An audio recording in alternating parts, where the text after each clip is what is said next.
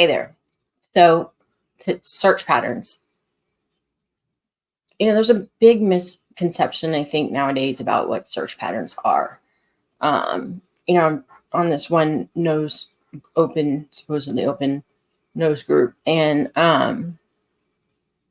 everyone talks about, how people with search patterns don't do well, and I stumbled across a video. It was probably about 11 years old on their site, and lo and behold, that little rocket had a search pattern, and the dog was awesome. I wish I could have seen more of it, but search pattern. I mean, that dog was right on it, and she literally worked it like someone, like maybe she had been trained, had some training, as far as detection, just the way she was working cars and other things like that, and the way that she actually let the dog work things out. And the dog had a clear trained final response, and dog had no problem getting the source. The final response was quick. I mean, it was so. I wanted to give one example that really stood out for me, of how discombobulated a search can be and how easy it can be. So I just drew a diagram. So what we have here is it was a pool setting, and down there at the bottom you have the entrance, and to the left was a lifeguard chair, and then in the middle there was a bunch of benches. Over that little green circle there was a water hose with an aid in it. You can see the little cabanas. One of the aids was in the door hinge, and one of the aids was in a large cabana in the back. So let's take a look into how this search went. So first, the dog goes in, and it goes around and around and around the benches. And it does finally hit aid number 3. But it also missed aid number 1 right at the get-go. I mean, that thing was right there. I think that the reason the dog went to the benches was because it's used to, when I see a group of things, there's usually an aid. One of the things that we do, and I do with Ellie all the time, is I'll put an aid right at the very beginning, just to remind her, hey, it starts at the very beginning. And it was a chain link fence. There was no reason that the dog shouldn't have noticed it. I don't know which way the wind was blowing, but with it being so open, the dog really wasn't odor when it was going around the chairs. It was kind of looking for odor. That was a miss. That would have been called a miss. Sorry, you missed it. Then, after the dog gets the one in the bleachers, the chairs, it goes out, goes up the wall, goes right past the water hose one. I mean, literally right on top of it. Goes over, goes along the chain link fence, and gets the one at the chair. From there, the dog goes out and around on the circle side. I'm not going to call going past number 3 a miss, because I don't know which way the wind was blowing. If it was blowing, up towards the front there, towards the building part, then the dog really wouldn't have caught it. So it came around and it got the one right there on the door hinge. So now we have 3 hits, 2 misses. From there, the dog goes up and gets the water hose. We have 4 hits, 2 misses. Yet, alas, the dog goes towards the building, comes right back by, even kind of put its nose right there in the water hose and just went on past.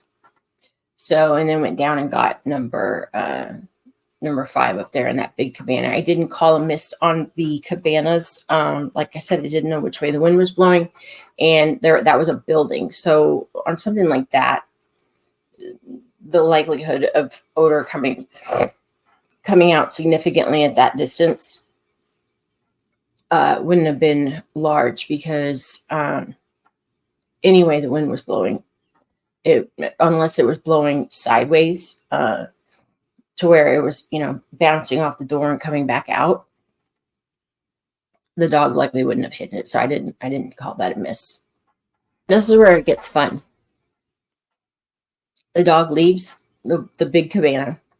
It goes along all the little cabanas, puts its nose right on the door seam, that the little door hinge that it had responded to, goes right past it, puts his nose right in the water hose, goes around and through the benches, goes right by the aid that it had originally found first, and right out the door.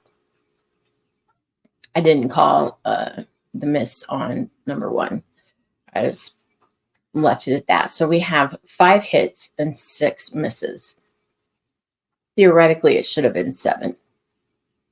But look at that. Look at all the running around that dog did. We're going to get back to that. So the dog has 5 hits, 6 misses. Proportion of correct detection equals the number of hits over the number of hits plus the number of misses. That makes proportion of correct detection, which was 5 over 11, which was 46%. Proportion of correct detection. You had a better chance of flipping a coin than that dog hitting those aids. And look at all of the running around.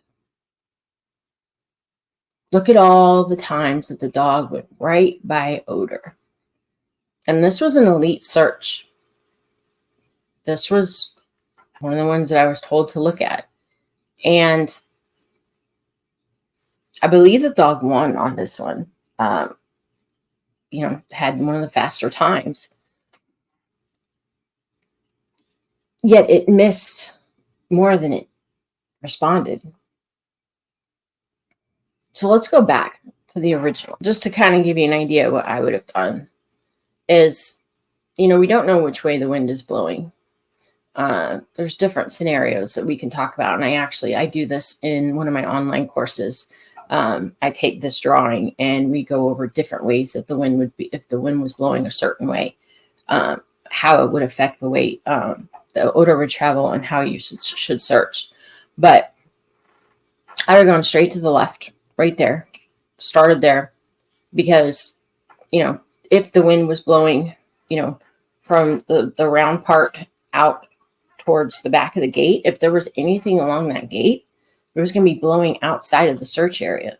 The only way the dog would find it is to put his nose right on it. The scent cone's behind it. The scent cone's outside of the searching area. So you run it right along there. And then you have the building. You have a wall that goes this way, and you have another wall. So, when you have a roof like this, anything that's right here, if there's air blowing this way, it's just going to sit right there. The dog's not going to be able to catch it out here. You've got to keep the dog right along the building.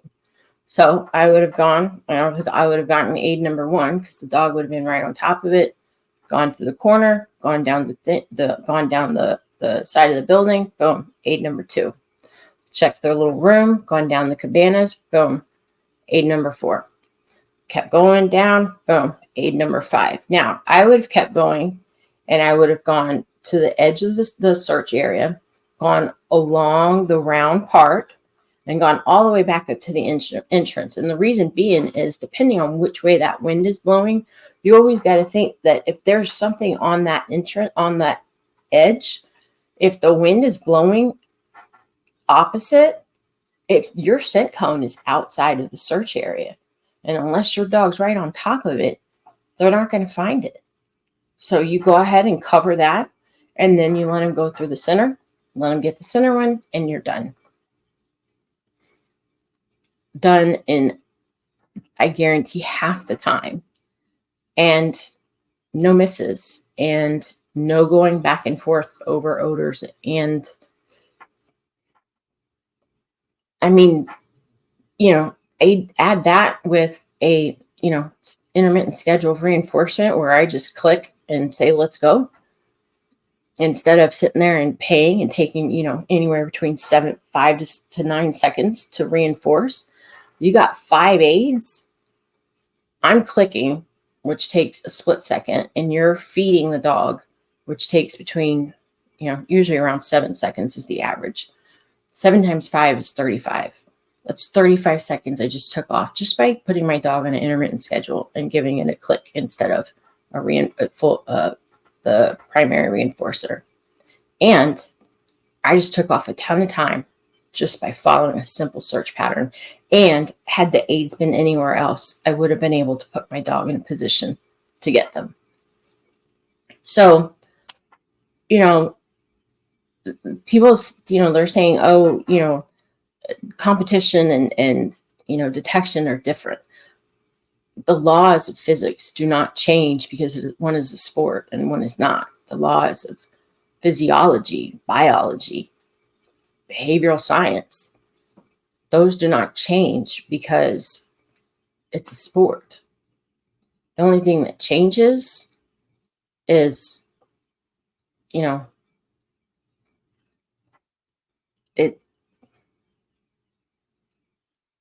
only thing that changes, honestly, is the information that's out there. This dog ran around all over the place. I mean, you saw it. Look at that. Look at that path. As opposed to one clean sweep. Put that with an intermittent schedule of reinforcement, and I've taken at least a minute off of the time. And no amount of practicing is going to do that. That comes from simply putting the dog where it needs to be most successful and putting it on an intermittent schedule of reinforcement, which is not hard. And even if you have a low drive dog, it actually will increase the dog's drive if done correctly. So, search patterns, they do have a purpose. And that purpose is because they're faster, they're more effective, they conserve energy. And the thing is, they work better than chaos. And a 46% proportion of correct detection.